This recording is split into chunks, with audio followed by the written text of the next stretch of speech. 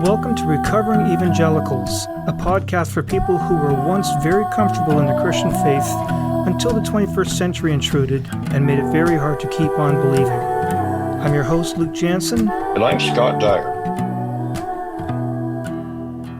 10,000 years ago, when people were too busy just trying to survive and didn't have much time at all for philosophical contemplations, and certainly didn't have any textbooks or technical tools or data or mathematics to answer certain fundamental questions, and rarely, if ever, walked more than a few hundred miles from where they were born, if you asked them where the sun went at night and where it came from in the morning, and all those stars for that matter, they'd just shrug their shoulders and, if pressed, they'd probably describe Earth as a broad, flat plain and those lights somehow moving across it like birds in the sky. 2,500 years ago, in the 4th century BC, in the heart of an empire, the Greek Empire that ruled the world, and did accumulate enough resources to afford some of its citizens lots of time for philosophical contemplations, a very smart guy named Aristotle was born. He made important contributions to logic, criticism, rhetoric, physics, biology, psychology, mathematics, metaphysics, ethics, and politics. And one of his many contributions to our collective human knowledge was a new model of the universe, much improved over the one that had for so long seemed like the one obvious explanation. Using the most sophisticated mathematics of his time and data collected by people who had traveled thousands of miles, and a Greek mindset which made some assumptions about what was right and orderly, he suggested that a new model better explained all the data and observations, a series of concentric spheres with a spherical Earth at the center. Today we call this the geocentric theory. Again, Earth at the center and the sun, moon, and stars in circular spheres around Earth. And I need the listener to notice that this is completely different from what we might call the flat Earth model I just described earlier. 1,000 years later, other Greek philosophical thinkers, with names like Copernicus and Galileo, used even more improved mathematics, data sets, and technology, including the first crude telescopes, to propose yet another model of the universe, the one that most of us hold today, the heliocentric theory, which puts a spherical sun at the center and has smaller spheres, including Earth, orbiting around that central sun. And as humanity moved through the next 1,000 years, sailing ships around the world now, using ever more powerful telescopes and launching probes into space, more and more data accumulated which supported this heliocentric theory. But there may have been a few holdouts from time to time, like Samuel Shenton. Born in 1903 in Great Yarmouth, Norfolk, England, Sam was a sign painter by day, but a thinker by night, and much of his thinking was shaped by his readings of the Bible. When he was in his mid-50s, Samuel founded the International Flat Earth Research Society, based in Dover, and appeared frequently on TV and in the newspapers promoting his dissenting views.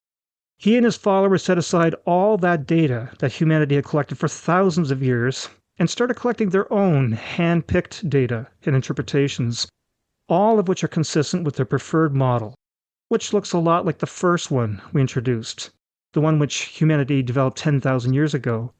And any data which might conflict with their model was just dismissed, labeled as lies, distortions, or even part of a conspiracy. Today, the Flat Earth Society has a large but nebulous following. It has a web page and holds conventions, although it might be hard to know how many of the attendees are really just voyeurs trying to understand this strange group of dissenters. Their numbers in the U.S. is large enough that Pew Research has sometimes included in its polls a question which asks whether the Earth is indeed flat.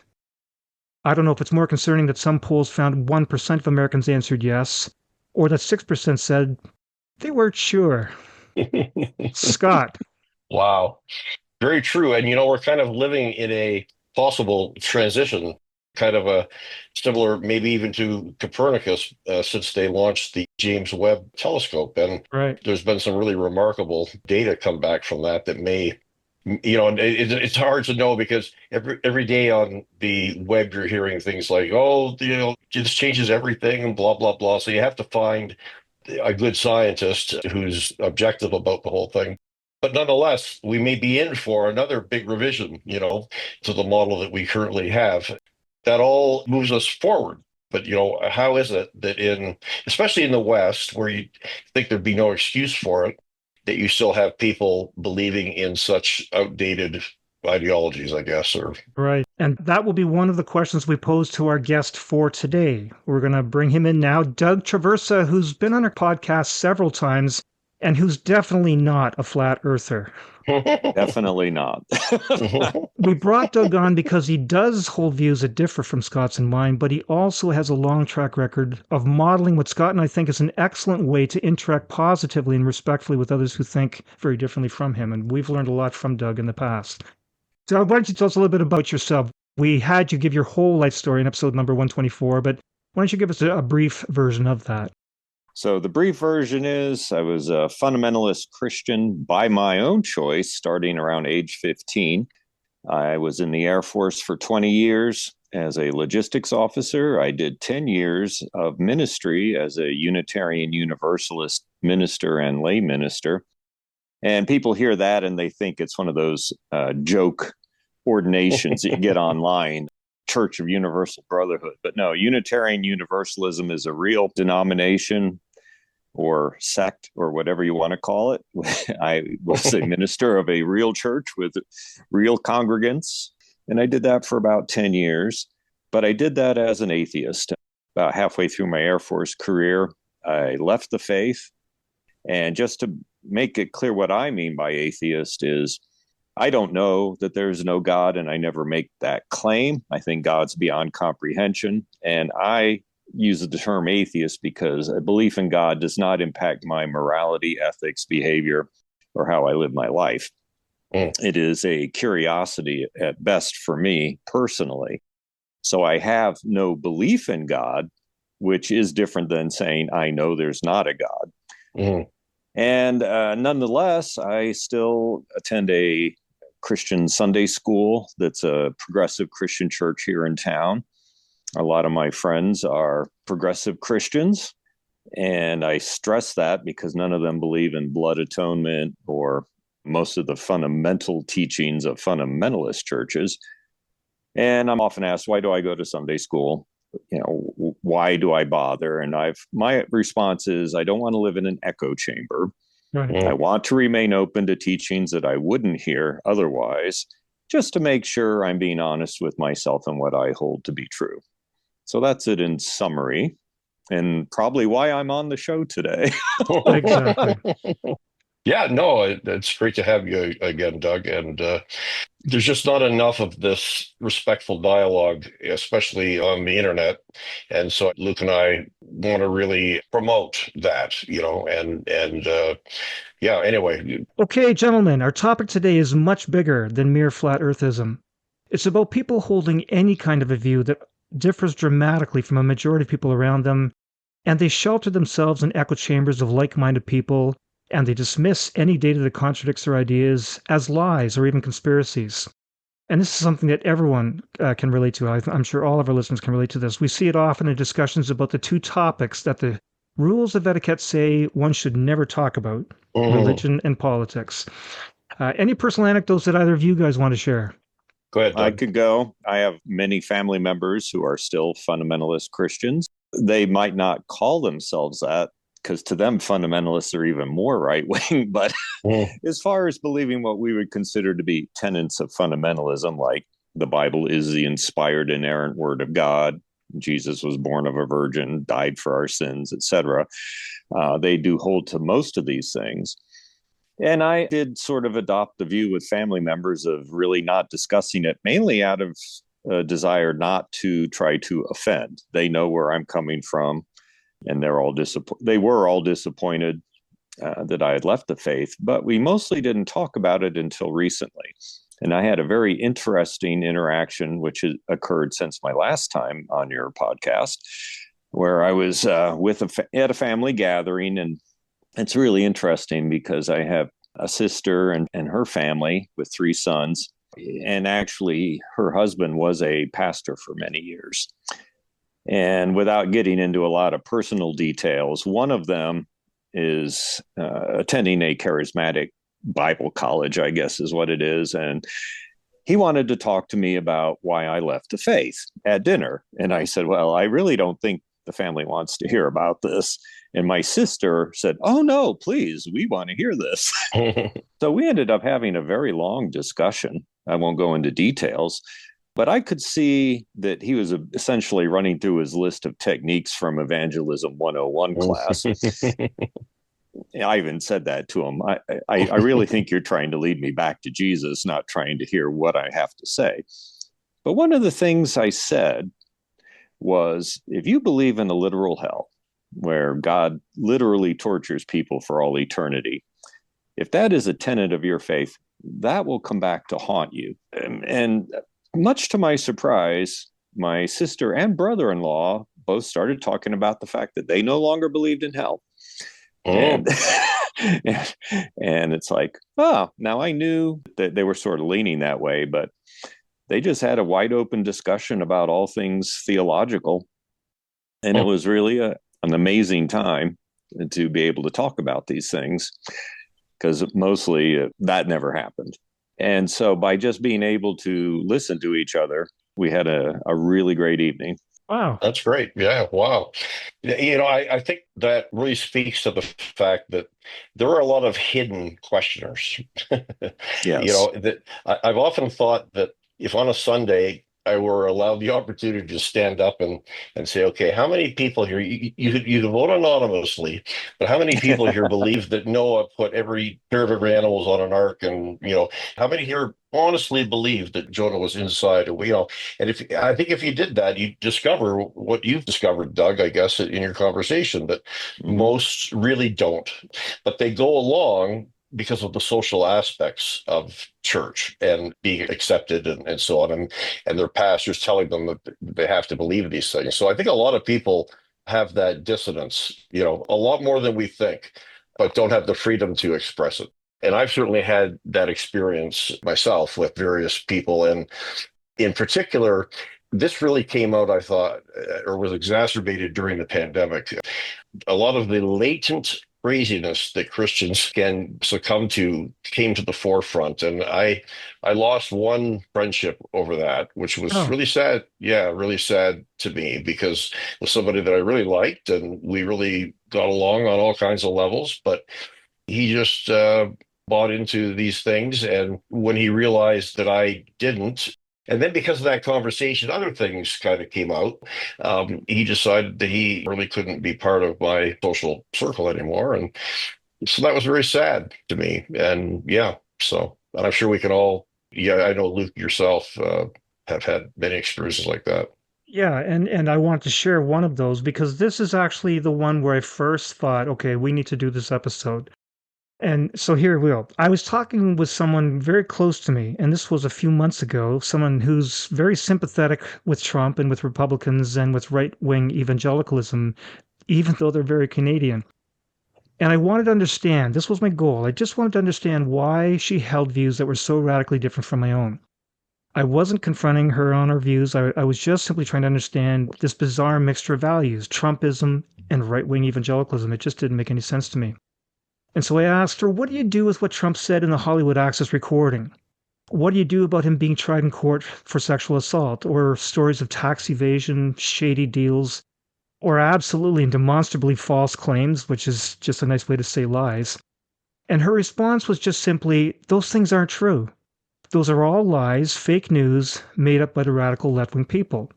We don't hear any of that, she said. We see him holding up a Bible in front of the church. She was obviously referring to that photo op at Ashbury House at St. John's Church. And she continued, we see him surrounded by Christians laying hands on him and praying for him.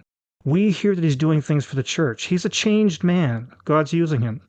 And that experience, I sat with that for a long time, just mulling through that. It really brought home to me that we are all a product of the media we consume.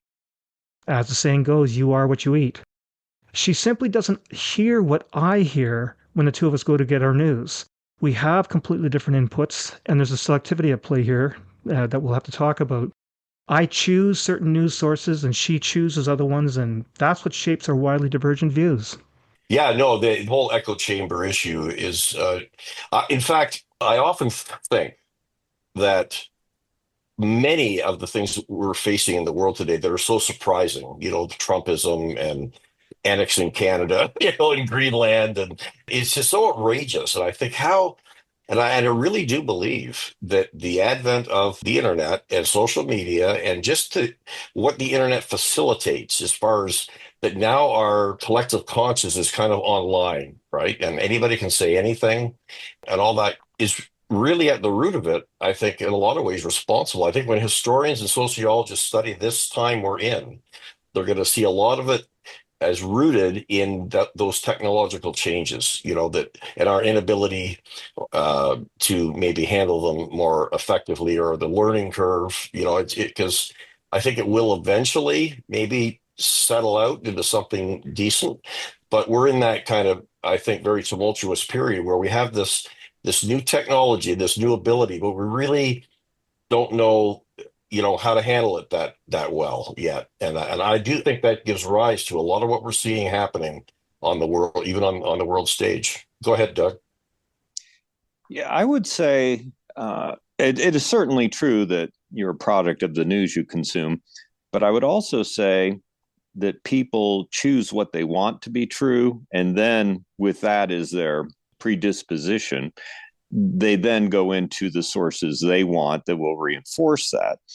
I don't know how much of it is kids growing up watching Fox News because that's what their parents watch all the time and getting brainwashed versus I want all the illegal immigrants slash undocumented aliens out of this country. And Trump's the one who's going to do something about it. So I don't care about the other things. And maybe they convince themselves it's all lies from the left. I think many just don't care about his lifestyle. And so much as with religion, I do try to get my news sources from different areas. And it's amazing. If you go look at Fox News and scroll through their news site, and then you go to CNN or New York Times or anything else and scroll through their news, it's like you're not even living in the same country. It is truly astonishing what gets covered, what doesn't get covered, and how it gets covered. And it's no longer news in many instances, it's propaganda. Right. And it's heartbreaking. You guys live in Canada. I don't know how much you know. Obviously, the tariffs are a big story, but yesterday, Trump announced that he wants to send American citizens down to jails in El Salvador. Yeah. Uh-huh. And we have this man, Abrego Garcia, who was sent down there by administrative error. And now they don't care. They do not care. And they lie. And this, so you should be worried because the nation to the south of you is on the road to authoritarianism, big time. Big time. No, and believe me, we are concerned. Yeah. Except on the other hand, there's a decent slice of population here as well that are kind of Trumpists, Sure. and so we're not immune from that. Mm-hmm. But yeah, I think confirmation bias, kind of sums up what we're talking about. That in the past, if you believed a certain thing, unless you took a pretty good amount of effort to go out and confirm those beliefs or whatever, what you got from the media, like when I was growing up, we had three. I lived in Windsor, Ontario, and we only had access to American news, and it was ABC, NBC, and CBS, right? And they tried, at least, I think, to be fairly objective. They weren't a profit center for the networks in those days. So that's what you got. Now you choose which feed you want. And the way that the algorithms work, it's confirmation bias on steroids is what it Right. is, and I really do think that's a big part of the problem. Yeah, two things I wanted to say in response to what Doug mentioned. First of all, we are starting to focus a lot on politics, and I just wanted to emphasize that this isn't only about politics. Scott mentioned earlier that he saw the same thing happening in COVID, as did I. Vaccination in general, the measles is coming up on the radar now again because of this very problem, global warming, even current events, the whole Israel, what's going on in Israel. It depends on which news source you tune into. That's where you stand on that. Even in religions, obviously, a lot of Christians know absolutely nothing about Muslims or about Buddhists, about atheists, right? And so we're very selective in our input in all these areas of life. That's the one thing that I want to emphasize. Well, I'd definitely say this same thing happens in religion. And I can speak from my own experience that much as I said with politics, you decide what you want to be true and you find the things that reinforce it. Same thing with Christianity. I wanted to know the ultimate answers. I wanted to know how to get to heaven and avoid hell. And I found someone who would tell me those answers. And part of the key is, well, the Bible's the inspired word of God. So then I believed that. And I found things that reinforce that. Right. And when you realize how much of the Bible you have to disregard or shrug off horrible stories in the Old Testament, which you both mentioned many times. I think Luke's the one who says, just read the book of Judges. And then you go, that can't really be from God. And yet you force yourself to believe it is from God, because that's part of what you want to be true. You want to have this book that is God talking to you. At least I did. And so then everything, college, marriage, everything had to have that as the center, that God had spoken to us through the Bible, regardless of evidence. That's what we wanted to be true. And you proceed from there. So yes, and I'm sure other religions function much the same way, but I experienced that one, and I can say it was true in my life. Yeah. I think the other thing that should be mentioned, it's interesting, Doug, you came to it kind of from an intellectual search, a journey. Mm-hmm. For me, and I think for a lot of people too, it came more from an experience that then I wanted to confirm with the same ways that you did, so I had an experience and was accepted by a very loving community at a very difficult time in my life. And then I was told pretty much that to back up that experience, I had to believe this, and this, right? Mm-hmm. And so even though I had deep doubts, to be honest, even from the very beginning, my quest was to try to eliminate those doubts through apologetics and study and philosophy, and so on. And that went on for years. So I think there's another way that people come at it, right? They have an experience, and then they're told that experience needs to be backed up or whatever by certain beliefs. And they have to believe those things. Otherwise, they're not in the club. And I'm going to jump in because I'm still trying to broaden our perspective on this topic, because we're talking about very meaty issues here. We were focusing a lot on politics, but now we're getting into religious issues and deep, important philosophical issues in people's minds. But this is also true. This thing that I wanted to talk about is also true of crazy, wacko ideas that So, for example, birds aren't real. Have you heard of the birds aren't real conspiracy? Yes. Yeah. Okay. And so for the sake of the listeners, some who may not, I'm just going to very briefly describe what it is, and then we can comment on that. In 2017, a guy named Peter McIndoe saw pro-Trump protesters demonstrating at a women's march in Memphis, Tennessee. And on a whim, he must have been drinking that afternoon, he decided to start his own protest against the protesters. So he created a sign saying, "Birds aren't real." And he started telling people that all birds were exterminated by the federal government between 1959 and 71, and that the ones we see now are really drones created and controlled by the CIA to spy on American citizens. And it started a viral movement. People bought into this thing. And as of just a few months ago, the official X account had slightly over 100,000 followers on this idea. Wow. And that just kind of underlines what we've been talking about, the fact that if we didn't have that enabling technology, like 30 years ago, that would never have happened, I don't think. It would have just died on the vine, right? But because now you can go on the internet and start promoting those things, it's incredible. Yeah. Wow. Doug? I mean, a lot of these things, like flat earthers, I really wonder how many of them really believe this and how many do it for the notoriety or the money or the publicity. I do wonder. I get it. I get it. I think it's I get it. But listen to this. I mean, some of them do take it to the point of they put their life on the line, literally. Yeah. And so, the birds aren't real is laughable, but then you get these truly, really bizarre beliefs and religions. David Koresh in Waco, Texas. Jimmy Jones in Jonestown, Guyana. This is where we get the phrase drinking the Kool-Aid. The Heaven's Gate cult, who believed the comet making a near pass on Earth was actually an alien spaceship, and they could board this spaceship if they committed suicide together. And 39 people did that in San Diego in 1997. Yeah. So it's an endless list of truly strange examples.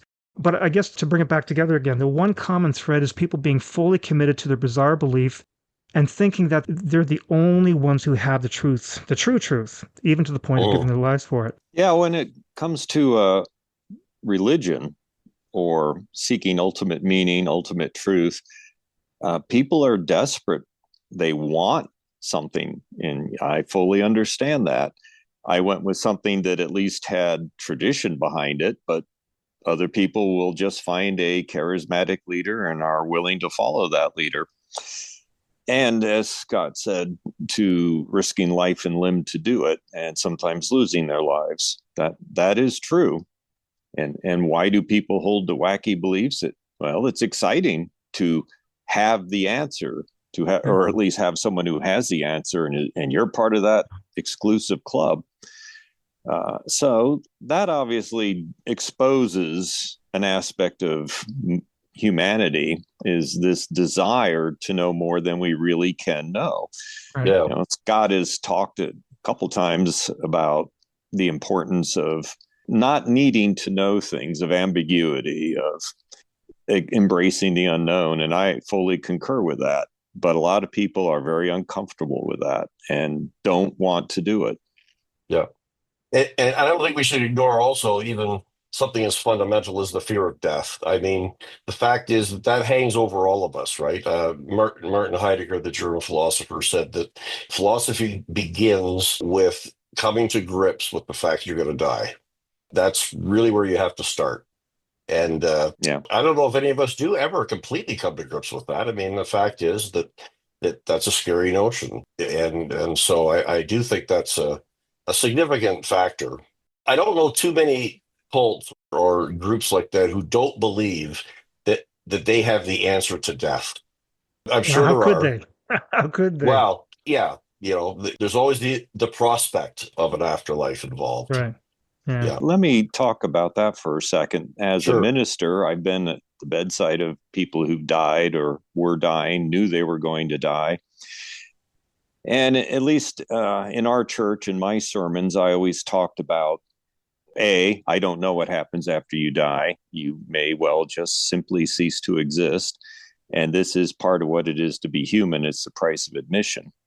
And I emphasize that over and over. You know, we don't know what happens, and we may cease to exist, but enjoy what you have in your life. And being at the bedside of all these people, dealing with people who have a terminal disease, I never saw anyone freak out about it, break down in tears, become inconsolable. The only time I ever saw someone really get panicky was when I was an intern at a Christian church doing my internship. And it was a woman who was a believer, again, progressive Christian church. She was the one who was having a terrible time. But I've been with people again and again who are atheists or non-believers or don't believe in an afterlife, and they accept the fact that they're going to die calmly. And some welcome it, people who've been very sick. They're ready.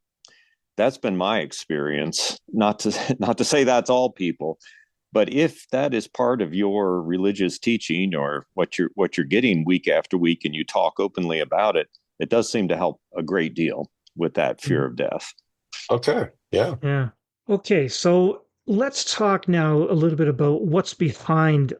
What is it about humans that we come up with these crazy ideas and reinforce them in our minds and with the people around us?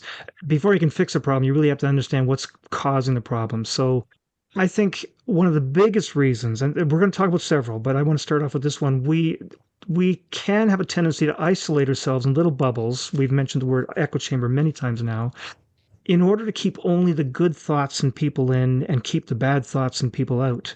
And so social groups that circle the wagons, that have closed private meetings for members and invitees only, they insist on pledges of allegiance and shibboleths and creedal statements. The ones that control the books that can or cannot be read, the people that can or cannot be seen or heard from. Homeschooling is another form of this isolationism. It's the tribalism of these ideas. What do you think? Well, I'll only push back a little bit on the homeschooling thing because it can certainly exacerbate this, and it can be problematic for sure. On the other hand, however, a lot of homeschooling is caused by the frustration by a lot of parents with our education system, especially in Canada in particular, and some of the things that have gone on there. So I think there's more sides to that than just Okay. trying to lock their kids out of and yeah. And But go ahead, Luke. I only put it in the list because I hear what you're saying. Things have changed in the very recent past, but say 10 or 20 or 30 years before, people in my circles, they talked about homeschooling because that's where they could avoid evolution and teach creation, that kind of thing. You're right, Luke. No, you're right. But I think it has evolved quite a bit since then. And there are a lot of people who homeschool have no religious reasons, or no religious faith even. They just want a better education for their kids, especially when you hear about some of the craziness that goes on in the public system, right? Right. So anyway, but that's an aside, right? So, Doug? I do agree with you there. Again, I'm not a psychiatrist or a psychologist, but it just seems to me that people do this. Yes, you can call it tribalism, but what's driving the tribalism? It's either some form of seeking security, drive out all the bad people, dehumanize groups and get rid of them. Or it can be about teachings. We actually did the homeschooling thing, both when we were Christians, when we left the faith. And one of my sons, they homeschool their girls, and they're not believers. So it could be tribalism when you're doing it for a religious reason. Absolutely. You don't want, it's not just a fear of being taught evolution. It's just about efficiency. Homeschooling, if you're doing it right, you can accelerate your education because you're not in a room full of 35 people learning at different rates. It's just much simpler to let people advance at their own rate. And, our kids accelerated. My daughter graduated from high school at 16. We homeschooled her and our kids until high school, and then they went to high school to learn what it was like in the real world. Yeah. and it's very efficient, but in a religious setting, and I know this because we've been in homeschooling groups, it is about purity of teaching. Yeah. Absolutely. Yeah. And I just wanted to push back, Doug, because we don't just see this isolationism in religion. I mean, Republicans are told to only listen to publican sources. People who are anti-vaxxers will only listen to their sources, and you don't listen to what Anthony Fauci has to say. Right. We saw this in COVID-19, but again, that's. But to be fair, Luke, as well, we have to recognize the other side of the equation, that the left has become almost as bad. They're in their own echo chambers, right? And right. And that's what I'm saying. Echo chambers are the problem. Yeah, exactly. Yeah. And there's not enough of that crosstalk. I've been watching Bill Maher for many years. I don't know if you guys watch him much. Yes. Do you? And he's really changed. He'll say he hasn't changed, that he's still a liberal. And I believe he is still a liberal in the classical kind of liberal sense of 19th century democratic liberalism. However, he's very much against the nonsense that has come about on the left side of the equation, and recognizes that is almost as dangerous as the right wing nonsense. And so I think actually he's a good example of somebody who's really trying to be. In fact, he just went and visited Trump at the White House, which really shocked me. So we need more of that kind of thing, right? Where we're reaching out, talking to each other, and what he discovered in his time with Trump was actually a very affable guy that he got along with quite well. And he said the conclusion he drew out of the whole thing was that there are literally two Trumps, and the Trump you see in public is completely different from the Trump the private Trump, and in other words, he's playing a role. And I believe that to be true. I think he's definitely playing a role, that he's caught on to a certain portion of the zeitgeist, and he's just learned how to amplify that and appeal to that group. And it's given him great power, which isn't supposed to happen in the American democratic system. And that's what's so scary about it. I don't know, maybe Doug, you could talk to that a little bit, because I'm a Canadian looking at it from our side of the border. He's learned that if anyone on the Republican side stands against him, he will endorse a candidate to run against that person in Right. primaries, and he's had incredible success knocking them out. Yeah. And now Yeah, everyone knows if I stand against Trump, I will not win re-election. Yeah. And so the craven cowards that they are would rather be in power and destroy our country than stand up and say this is wrong. Right. Yeah, exactly. So, yeah, it's all about power and it's about money. I mean, Oh, yeah. it's just so basic, but he has got the power to Yeah. destroy people's careers. Mm-hmm. Okay, so we've been talking about the isolationism, the echo chamber. That's part of the problem. Scott, you were starting to talk earlier about the algorithms in our social media. You know, if you click on ostriches eating pickles, before you know it, all you ever get is ostriches Yeah. eating pickles. Yeah. So maybe talk a little bit about the algorithm that media uses, or that even we create ourselves. We create our own algorithms. Yeah. Well, Doug just said it all comes down to money, and that's so true.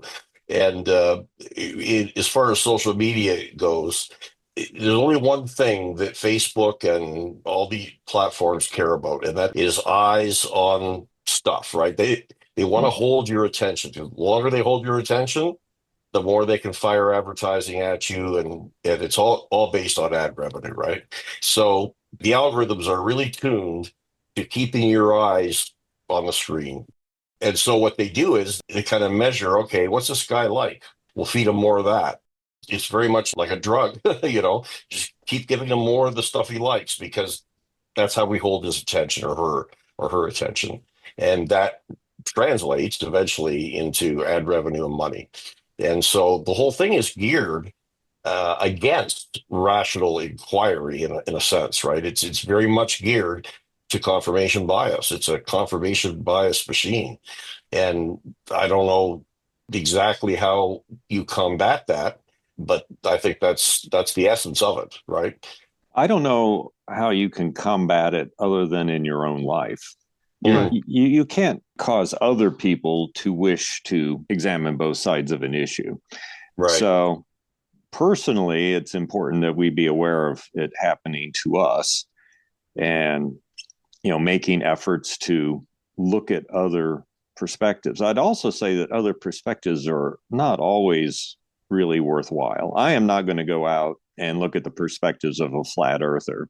I'm not wasting my time on that. That one I feel fairly confident on. That it might You weren't be one of the 6%? It might be interesting just to see what kind of weird things people might believe, but as a serious, I'm going to give this one some credence and see if there might be some validity to it. No. So they're not, Right. And same with vaccinations. In general, vaccinations have proven themselves to be insanely effective. That doesn't mean that perhaps a new vaccine doesn't have issues or hasn't been tested properly. So, that part may be true. But to say vaccinations in general are just a bad thing is nuts, because we have the evidence that's been laid out for decades. Yeah. So go ahead. Here's an example of what I meant when I said just a few moments ago about how we ourselves create our own algorithms. It's not only Facebook and the social media who are creating it. Sometimes we do it ourselves. When we filter out anything that came from Fox, or on the other side, if they filter out anything that comes from the New York Times, right away you've got an algorithm happening right there. And so I am very intentionally trying now, when I get my news, to include articles from Fox News. And I did have a really interesting experience a few days ago, about a week ago, when Trump first brought in the tariffs, and I looked at, why do those people think that this is a good idea? And of course, you get a lot of crazy articles that are just, from my point of view, they come across as propaganda. But there was an article in that Fox News that day, written by an economist, obviously, and the article was written in a very dispassionate way and said, okay, this is what happens when you invoke tariffs. This happens, and then that leads to this. And we don't have time to get into all the details, but as I read the article, I thought, okay, I can see why they think it's a good idea. And I was wondering why. I was wrestling with the cognitive dissonance of me agreeing with these Fox articles. And then I realized what happens is for any given issue, we're talking about tariffs here, but we could be talking about the measles vaccine. You can have several points on one side or against it, But if you only talk about the few points that are for and ignore all the good reasons, all you present is a bad story, right? So that's what it comes down to. It's we're creating our own little filter. We listen to one source only, and this is where we've created our own algorithms. I also see this happening when people do a Google search for whatever the question is. Like, say, for example, people want to know, is coffee, can you drink too much? Is that bad for you? And so they'll do a Google search and they'll immediately look at the taglines of the You're hits that right. they get. You'll get 100 hits, and their eyes will immediately go to the tagline. And some taglines will say, drinking coffee is of no consequence. Go ahead and drink all the coffee you want. And some people will lunge on those because that's what they want to hear. Other taglines will say, drinking 4 more cups a day will kill you. And then they look at all those articles that lead to that conclusion. So they're again becoming an algorithm, a selectivity filter, a confirmation bias. And Uh-huh. I always try to tell them, don't look at the taglines. Go first to the source. Is it coming from a medical authority? In this case, coffee. Go to a medical authority. Is it from Mayo Clinic? Is it from Harvard University or the CDC? Go to that article. Whatever the tagline, doesn't matter. If it's from the CDC or the Mayo, I would trust that. But if it's from some source that you have no idea whether that's a grade schooler or a Yeah. whatever, don't look at those taglines. Yes. I've said too much. Go ahead. No, I agree. I mean, a lot of this really just comes back to the fundamentals of critical thinking, right? And the sources are fundamental to that. That's the first thing I look at as well. Who's saying this? What are their credentials, before I go any further, because I don't want to waste time on a hack who's just spouting off their opinion. Um, Right. I was just talking to my own family here about this before I came in here, that in high school, they really need to start teaching that. A course on critical thinking skills, I think, is more important today than it maybe has ever been, because these kids now in high school, they're in their own virtual worlds, Right. and they're navigating those virtual worlds on their own. They don't want their parents' help, or their teachers' help and so on. But at least teaching them how to do that and what to be aware of and how they're being manipulated at every step is a very important thing that needs to be taught, maybe more important than other courses, because there's a lot of things you learn in high school you may never use again, but that, I think, is a lifelong asset. I agree completely on critical thinking. I fear that we've just hit a point where everyone's going to live in a world where they create their own truth and they just don't care about the other perspectives, whether it's religion or medicine or politics or anything else. I have friends who, support Trump, and you could talk about an endless array of problems, and it's just shrug. He's going to make our country safe or whatever. I've even had one who said, God sent Trump. He is doing God's work. It's like, wow. I Oh, just yeah. don't have anything to say to that. Yeah, yeah. And critical thinking is not going to enter into that equation at No, all. not in that case. Yeah. You're right. I still think people are driven by they pick what they want to be true, and Right. then they just reinforce it. I don't think Right. most people care about critical thinking anymore. Yeah, confirmation bias. So, Doug, you hit on something there that I did want to come to. So let's unpack that now. The whole idea of we're now in an age of postmodern thinking. It's in our zeitgeist. There is no absolute truth. And I hear people talk about your truth versus my truth. Mm-hmm. I've heard that a lot. And that is something that comes up a lot in liberal religion. In Unitarian Universalism, I've heard that phrase endlessly. I don't like it. It's nonsense to me. They may not mean it quite the way we're discussing it right now, but they are saying, this is what's important to me. This is my perspective. This is what's critical to me. Maybe not so much like denying reality, but you need to hear where I'm coming from. This is my truth. This is what drives me and matters to me. Right. As opposed to absolute measures of true and false. Well, I think this really comes to a head in the gender issues, as particularly the whole transgender situation, and where gender to I guess, postmodern thinker or whatever, is a matter of feeling, a matter of identity, not physical sexuality, right? So if I feel like a If I'm a man and I feel like a woman, I'm a woman, and in every sense of the word. And there's a denial, it's really almost a body dysmorphia in a way, because you'd think it doesn't seem like it would be that difficult to say, okay, your gender identity is whatever it is, and that could be fluid. I could see where, I don't think there's any denying. I have a friend who transitioned and then unfortunately killed himself after transitioning. But there's no doubt in my mind that he believed and he felt that he was a female. But there was no denying that he was physically not a female, right?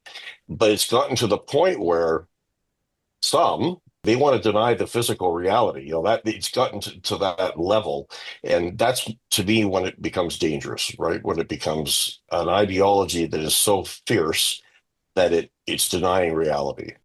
And that, I think, is dangerous and not a good situation. But you dare not say that these days because some on the other side, on the extreme ends, will cancel you. Okay, so we're still trying to get at what is at the heart of the problem, what's causing this. But now I want to get our heads under the hood of the car, as it were. Let's dig a little bit deeper. Maybe this is an evolutionary thing. We see that it emerges out of certain cognitive traits that we've inherited through our long evolutionary journey. As primates, we have this inherent need for being part of a community. We need social contact, we Mm. exhibit a herd mentality, and we fear social isolation and the ostracization. That's part of what jails and prisons are all about. And Mhm. at the same time, as living organisms, especially sentient ones, we've learned to be suspicious of anything that competes against us, the ones that Mhm. are outside of our own tribe. And I think this is why we humans struggle with racism. And I think both of those primal urges play into the worldview that you develop. You want to make sure you cling to the in group and defend against the out group. So, do you think this is all just an evolutionary thing? It's built into our heads. Mhm. Well, I think I've said before that as soon as humans became conscious, religion and philosophy and so on are inevitable. Because as soon as we become self-aware, we're going to begin to question. It's endemic to our nature. And it's actually, I think, evolutionarily, is the reason that we've been so successful. But it has that other side. It can also kill us, right? Okay, so I wanted to do one more of these more basic, fundamental cognitive explanations for why we do this thing. In addition to the primal urges that we get from our evolutionary journey, that deep-seated need to be connected with the herd, a deep-seated fear of being left outside of the herd, and a deep-seated suspicion of the others outside of the herd, we also have software in our brain that's always trying to make sense of the world around us, developing simple models of reality, even if they have to reject whole categories of data and information. We use self-fulfilling reasoning and confirmation bias to dispel the cognitive dissonance. This is why we think that the sun actually rises when we look at it in the morning. This is what magicians count on when they deceive us with their card tricks, what politicians do when they put spin on a news story or statistical data. They're all just playing with the tendency for our brain to find the simple story that connects most of the dots, or at least some of them. What do you think, guys? For sure, we're understanding seeking creatures, right? Or I think, as Hitchens used to put it, pattern seeking creatures. We see faces in the clouds. And I do think this comes from our evolutionary history. These are very important survival mechanisms, right? And especially with regard to danger, we're tending to look for things that could hurt us as far as our history goes. But these things can also work against us, right? They can also be our downfall. So one of the great things about our humanity is that we have these flaws, but we also have the ability to recognize them and therefore counteract them and deal with them. And that's a wonderful thing. That's a wonderful opportunity if we take it. The problem with the online thing and all the technology and stuff, I think, is that, well, like we said before, it's a kind of confirmation bias on steroids. And I'm not sure we were ready for it, in a sense, right? And so now we have to evolve to be able to manage this. But anyway, go ahead, Doug. Yeah, I agree also. Again, like I said before, I haven't really studied this a lot and it's not my area of expertise, but it makes sense. And just dealing day to day with people, You can see that they often want to go towards the easier explanation, the simpler, tidy things up instead of having a lot of unknowns and ambiguity. So it makes sense. Mhm. Okay. So now that we have a better idea of what actually is the problem, it's easy to point fingers at what the problem is, but now we have a better understanding of why we humans have this problem. Let's just talk very quickly. We're kind of running out of time about some of the things that we can do to fix the problem. How do we deal with it? And I've got a few ideas. I want to hear some others from you. But the first thing I did want to say was the one thing we can't do, the one thing we shouldn't do, is to blame the other people. I know I have done it. It's easy to do. But the fact is, we can't demonize them. We are all just running partial data sets through ancient software and clunky hardware in our heads. We're just acting on programming. And again, you are what you eat. You act on the news that you take in. So, am I being too easy on these people? I agree that you're not supposed to be blaming people, but it is very frustrating if people have not put any work into analyzing the situation. And so, is it blaming them or is it just frustration? What word do you want to use to describe the situation? I know full well, whether it's politics or religion or whatever, that some people have not given it a lot of thought. It's, what their group believes and they go along with it with minimal effort.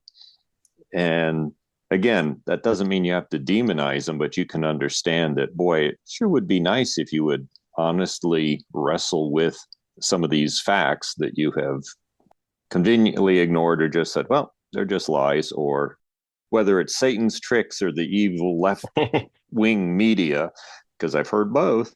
Yeah. So then you don't have to engage, and that's lazy.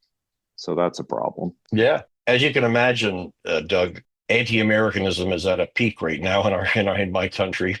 And Yeah. and frankly, to be honest, I don't like it because, first of all, I like the U.S. I think the U.S. is a great country.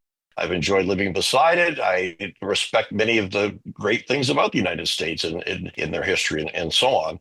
And secondly, of course, it's not all Americans. That's the other thing. But if you listen to our media over here, you tend to get that idea, that this is all Americans, and I don't think it is at all. Certainly not all the ones that I meet, and I know quite a few, including having a daughter that lives in Chicago. And so I'm trying to say to people, don't do the same thing that Trump is trying to do. Don't paint everything with the same brush and try to understand what's going on. Because I hear many people saying to me all the time, how can Americans, to be very frank here, how can Americans be so stupid? What's wrong with those people? And so on and so forth. And my response is they're not. But some of them are very frustrated and have been willing to kind of sign a pact with the devil to get what they feel are the good things that they want. And the bottom line is try to understand, right? And that doesn't mean that there's no culpability, because I do think there's culpability, just like I do think in this country, when we put the wrong people in power and so on for the wrong reasons, we're culpable as a people. We have to take that responsibility. But we also need to try to seek a deeper understanding of things. And then I'm sure you've heard there's been booing at the national anthem in Canada lately. And I hate that. Like, I think that's disgusting. And I think it's playing right into what Trump wants. And it puts us on the same level. And so I think that having this discussion right now, especially with you, Doug, and us on either side of the border and so on, and talking about this, I think is actually great timing for what we've been talking about. Yeah, ironically, as an American watching the Canadians boo, I'm feeling it. It's like, yeah, boo. Yeah, yeah. We're being run by monsters right now. I'm glad you feel that way. No, we are a nation truly divided. Trump won just a tad under 50% of the votes of those who bothered to vote. And so there's plenty of people who are furious with what's going on, but we have no strong opposition. The Democratic Party is a bit of a joke right now. And everyone's just watching us careening down the hill towards tyranny. That's how I feel it is. I'm just sitting back and watching the crash come. I expect nothing good to come out of it. I could be wrong.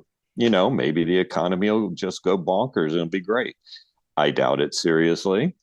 And that doesn't address all the people who've been horribly mistreated in the process. So it always goes back to politics. We joke about this around here too. I eat lunch with a group of ministers every week, and it's always a joke like, oh, someone finally said Trump. It's 36 minutes. Or Yes, they used to say that every internet conversation, like posts and stuff like that, inevitably devolves into where Nazis will be. Somebody will be called a Nazi at some point. Now it's Trump. So yeah. Well, let me then just grab the bull by the horns. So we're talking now about responses, one of which is we don't demonize, and the other obvious thing that we need to do, all of us need to be broadening our horizons, reading more diverse opinions, encouraging others to read more broadly and ask more questions. And I guess that was the message that the Wachowski sisters, who gave us the blockbuster Matrix movie series, that's the message that they were giving us. Disconnect from the mainframe and breathe the real air. Take the red pill in order to experience harsh reality instead of the blue pill of blissful ignorance. And yet it's interesting in the Matrix because, that one guy finally decides, he doesn't want the red. He's had enough of reality. He wants to go back to the ignorant bliss of ignorance. And I get that. I don't want to do it, but I think get his name was Cypher, right? Is that right? Yeah, I don't remember. I think it now. was. Yeah, okay. So, yeah. Okay. I want to put my own cards on the table here, personal cards. I was thinking, how do I respond to this? And those are two things that we can actually do. The first one is one we don't do. The second one is one we do. But here's what happens in me. I despair when I look at this stuff and I look at the crazy things that people do believe. And one of the responses in me is despair, because the holders of those ideas that I call crazy, they fully believe as absolute truth. Even if all those other people that believe different things, they all conflict with each other. They all think that they have the absolute truth. And so then it makes me ask myself, how can I be so certain what I believe is the absolute or real truth? And then, I'm reminded of, many conversations I have with people about theological tenets and specific requirements for belief and the threats of eternal damnation if we don't embrace the same kind of thinking. It just makes me despair and doubt, if I'm honest. I don't know about you guys. Is your despair driven by the fact that you don't have the correct answers, or no one has it? No, I do sometimes wonder if any of us have it, right? I'll agree there. But no, just the idea that, let me think how I'm going to answer this. Well, you were talking about, don't think people are idiots. And then you said, I have to reevaluate my own thought processes and realize that I could be wrong. And then from there you went to, but sometimes I despair. Right. No one has all the right answers, obviously. Yeah. And we'd like to think we do. But I think the healthiest approach is to realize everything is a continuing process in our acquiring of knowledge and coming up with opinions and how we live our lives. All these things are going to be constantly potentially changing as we acquire more information. And sometimes we'll look back and go, boy, I sure disagree with myself from 5 years ago or 10 years ago. Ever. I can. Yeah, I guess perfectly normal. Look, I'm just saying, look, as a scientist, is that not kind of the essence of the scientific enterprise, to be constantly really more than disproving, and falsifying things and then moving forward? And so, is that not the nature of science? Well, yeah, it is. One mistake that a lot of I shouldn't say non-scientists, even scientists, the mistake they make is that science is all about proving things that for sure. And the truth is, what we do is we try to see how unlikely what we think is not true. That P equals 0.05, or some people go for 0.001, meaning 1 out of 1,000 times you might be wrong. That's all we're trying to do, is to prove that we're at least 99.9% sure. Okay, right. So we're not in the business of proving. And then the other thing that I wanted to say was, we're dealing with things that you can empirically test and you can empirically repeat and demonstrate, and then within a 99.9% certainty, you know that, okay, this is exactly what we know is going to happen, or this is exactly what is the case at play here. When Right. we come to theology, there's just so much of it that is based on, okay, I don't know. I don't know if there's an afterlife. I don't know to what extent the words that I read in the Bible were human ideas that got transcribed down. There's a Mhm. lot of things that I just don't know, and you can't repeat, you can't test them, and so it's a whole different ballgame.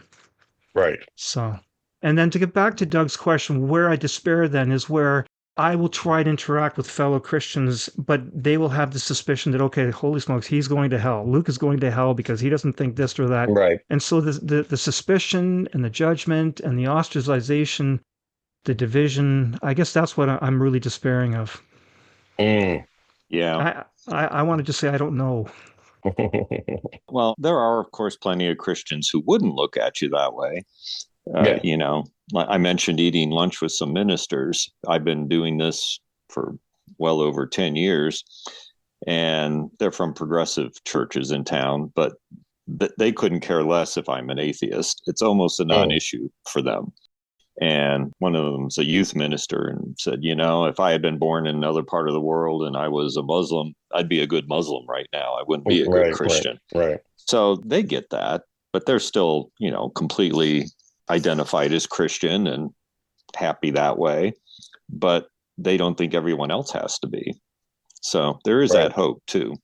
Yeah, I think that one of the mistakes that I feel anyway that people make is to really polarize the issue. Either you believe with almost 100% certainty or 99 point, like you're saying, certainty. Either you believe with that kind of fervor, or you're in Doug's camp. You completely don't believe. And I don't think that's the case at all. There's many gradations in there. People talk about spectrums these days a lot. There's a whole spectrum in there. And I think for myself personally, I'm not certain about very much at all. But I do have hope and faith, and I don't think they're in the category of the flat earth. So between flat earth kind of thinking, or even I would say fundamentalist kind of thinking, and complete not believing in anything. I do think there's room in there. And Peter Enns, we're going to be talking to him not too long, and wrote a book called The Sin of Certainty. And we've talked about that on the show before. I think certainty is one of the biggest dangers in our world today. People are so certain of things that they're killing each other over them, all kinds of different ideologies and beliefs. And it's pernicious. And you can have, well, in fact, I think included in any kind of faith is a level of uncertainty, right? That's why it's faith. It's not fact in the sense of a scientific fact or something, right? For me, a lot of the journey has becoming comfortable with that, even though I do still struggle. And like you, Luke, I guess I wish in a way there were more certainty, but maybe it's better that there isn't if people would just admit to that. Let me ask this question then. And you can, I'm not aiming to be aggressive, but Yeah. Luke's given me permission to be aggressive. I listened to obviously all your podcasts, but I listened to the one where Scott was describing his faith a second time, because I noticed as I was listening to it, every time something would come up in my head as an objection, he would then state it. He mentioned Jesus never wrote anything down. He mentioned that sometimes you just take a leap of faith and it's not based on the evidence. And there were other things also that his thinking was so similar to mine. I wonder how we still came to different ultimate conclusions. So my question for you both, after all these podcasts, this long journey we've been on, and all the things that most people would consider Christian have been rejected by the two of you, including your guest from a few weeks ago who pretty much said you weren't Christians, but heretics. And probably by his definition, you are. I'm a heretic. I'm proud of it. But why is it? Well, there's several questions. First of all, for Luke, he said he liked the idea of being able to say, be like Jesus, that we have this one person that models everything we want to be. And that may or may not be true. I have such a opposite reaction because of all my Bible education, because of all my experience with the negative side of Christianity also, that I can't ever get past and these are true sayings, even though people mock them sometimes. Jesus talked more about hell than heaven. Whatever those two terms mean, there was a lot of judgment talk also out of Jesus, if he actually said that, because who knows? He didn't write anything down directly. So I do not get the warm fuzzies, comforts, whatever, from talking about Jesus or any other religious leader. I think they're all humans just like us with all the flaws, and some get elevated to idol status almost, whether it be Buddha or Muhammad or anyone else. After all of your conclusions, your studies, and everything else, and all the aspects of Christianity you've taken away, you still want to call yourselves Christians, which is your right, and it's fine no matter however anyone else may define that term. But is this an aspect of that, I hate to say echo chamber, but you still both, walk and run and work and live in the Christian circles, apparently. And because of your lifelong exposure and all that influence on you, does that make you lean more towards being a Christian than maybe you would if you could truly objectively step back and analyze the whole situation and say, you know what, I can still be the person I am without having to use the label Christian. And Jesus may have been a great guy, and he may have been someone who just had this whole legend built around him. Who knows? But you know what? I'm going to be the same kind of person either way. I'm going to show whatever compassion I show either way, the kindness either way, love my family either way. It doesn't need to have that label. So, okay. And I'm not trying to talk you out of being a Christian, but No. I just, and my blind spot might be I'm reacting too negatively the other way. I acknowledge that. But does anything I just said make you say, maybe I'm just not quite out of the echo chamber yet of Christianity, because I keep coming back to it. Yeah. There. Okay. That's mean old aggressive Doug for you. No, not at all. Not at all. Okay. So there is a lot of stuff in there, and we are long on time. But I will say this much, that first of all, I don't want to keep embracing Christianity because I'm fearing hell, and so I need that ticket, passport to the train to glory, that kind of thing. It's got nothing to do with that. It's simply the idea that I do think humanity is on a path upward towards perfection. And I'm not looking at a journey that's been taking 5 or 10,000 years. I'm talking about millions of years. We have been on this upward journey. When you come to the period when Christ was walking on the earth, there was a dramatic change. The rate of rise went up, a clear increase, an inflection point. Tom Holland, he's explored this. He's not a Christian. And he said, look, clearly something happened. And then I said in that episode that you're referring to, Doug, I said, if all people in any given situation, what to do about Ukraine, what to do about tariffs, whatever, if we just said, what would Jesus do? I think we would just see humanity rise towards a heaven on earth. I don't have a pessimistic view of humans. I don't see that humans have only been bringing everything down to the pit. I think that we have it in us. And I view humans as like teenagers. We're in a period in our growth where we're beginning to develop the powers that will make us useful beings in society, but we just haven't got our temperament in control. That's my quick answer to your convoluted question. Yeah. Yeah, there's a lot in the question, and Luke and I are probably to some extent in different camps on these things too. I don't think I've rejected as much as Luke has, and there are a couple things that I haven't rejected, that not with the kind of certainty we were talking about before, but certainly with the hope that there's more to this. And I think one of those things is the Christian movement itself, and particularly the beginning of that movement, the resurrection. It just seems to me that, kind of what you just said in a sense, Luke, like something happened that transformed these early Christians in a very radical way, and in ways that would be, to my mind, from my study of the history of it, very unexpected. These were Jews. These were not people inclined to believe that God could, in any form, take on any sort of human presence. That wasn't their inclination. And for the most part, their inclination wasn't even toward resurrection, although there was one sect that did promote that idea. But the Sadducees, they were dead set against it. So within this environment all of a sudden this thing springs to life, and it seems that it's more than just the moral teachings of Jesus. It is the moral teachings, or that's part of it, but there seems to be something, a presence there even more than that. So that's the hope I kind of hold on to, even though I have rejected much of the surroundings of that and things we've talked about. That's the part that still keeps me.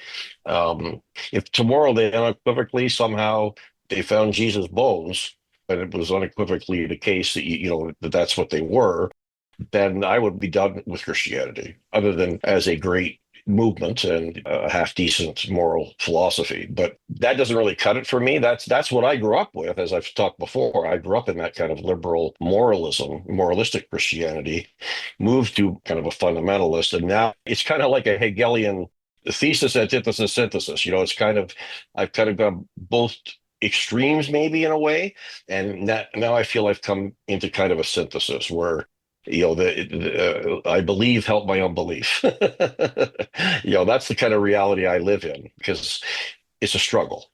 I put it more as a hope, than anything else. It's a hope I kind of hang on to, like Gandalf's words to Frodo. Frodo says, "Is there any hope?" And Gandalf says, "Well, only a fool's hope." And I kind of feel like that a lot of time. Maybe it's a fool's hope, but because you have to also look at the practicalities of life, right? And I think that for me, and I know that, Doug, we've talked about this, but I know that it's not fair to say that atheism always leads to nihilism, but it kind of does for me. It may not for you or for many other people. It does kind of so that's where, you ask about the echo chamber and so on, for sure. There's some of that goes on with me. I read things that I probably will generally agree with and so on, but I read a lot of stuff that I don't. I read all Dawkins' books. I read all, so I do challenge myself a lot. But the key thing, I think, is be aware of your biases. Be aware of that. If you're aware of it, there's hope. If you're not aware of it, there's not much hope. And so I try to be aware of it. And when my daughter became a Muslim, the first thing I did was not go buy some Christian books on Islam. I went and got the Quran, and I got books from imams, and I really wanted to understand Islam, from Muslims. And I certainly found out, by the way, that Christians do not understand Muslims very well at all. And I spent hours with an imam in Chicago, the top imam in Chicago, and it was a great journey. I didn't end up a Muslim, but I think I did end up with a decent understanding of that faith, So anyway, I'll stop running on here, but I think that's actually a great place to stop, because you've demonstrated exactly what I wanted this episode to do, which is to encourage people to look at the other side of the coin, to read the other side's points. And right. So if it's okay with you guys, then we've gone long over time. I do think we need to draw a line under this one, if that's okay with you too. Yeah, that's a good spot to stop. Luke, that's how you close every podcast. Luke. Mm-hmm. We've gone way over time. Well, it is true. As a listener, I don't care how long you go. I listen to 3 and 4 hour podcasts sometimes. Okay. If it's interesting and there's no time limit. Right. Okay. Yeah, that's the key. Okay. Over the next couple of weeks, we're going to hear the life stories of 2 more individuals who came from a fundamentalist evangelical world and started walking down the path that leads to something more progressive, or I myself am getting comfortable with the label liberal. And yes, we've heard from those before. People like Doug, for example, his episode number 124. But the experience for these 2 is quite different from yours and mine, because they had to walk that journey while working as a spiritual leader in front of large groups of people who were still quite comfortable in their own fundamentalist evangelical worldview. One of those was a pastor, John James Kirkwood, and the other as a professor at a theological seminary, Dr. Peter Enns. Stay tuned. You've been listening to Recovering Evangelicals with your hosts, Luke Jansen and Scott Dyer. Send your comments and suggestions for new episodes to lukejjansen@gmail.com. Join our private discussion group on Facebook by searching for the Recovering Evangelicals podcast group.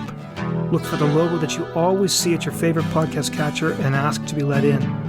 Subscribe to lukejjansen.wordpress.com if you want to get advanced releases and group posts, or browse through our archive for a full listing of all our previous episodes. And please help the podcast by sharing with a friend and leaving a review at your favorite podcast catcher.